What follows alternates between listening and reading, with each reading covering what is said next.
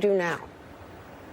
What do we do now is what I called for, which is for the House to begin an impeachment inquiry.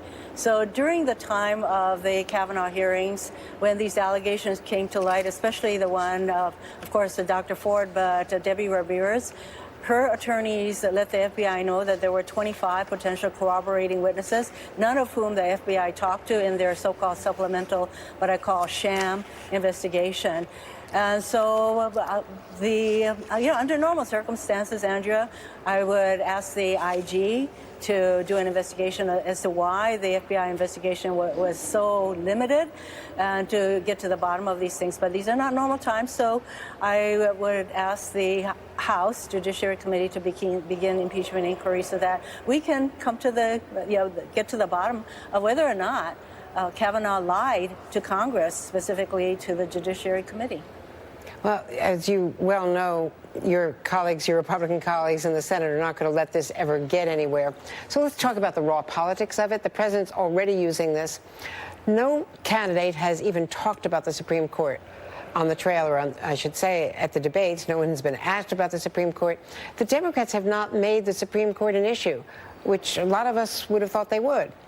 So they're not even making it an issue, but the president and his supporters are using this to rally their base because the conservatives and the Kavanaugh supporters have made this an issue all along. Of course. So the Federalist Society, Heritage Foundation have spent decades and millions of dollars getting their very ideologically conservative people on the courts, including, of course, Brett Kavanaugh. So some of us have been talking about court packing that's going on and the danger of court packing by Mitch McConnell and Trump.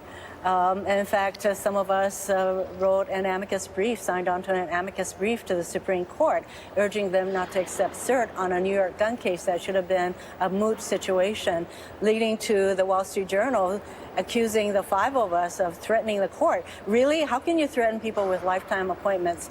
So court packing is a huge danger, and I believe it is one of the lasting legacies of this Trump presidency, with these very ideological conservative members at all levels of the judiciary who will bring their ideological axes to grind, as far as I'm concerned.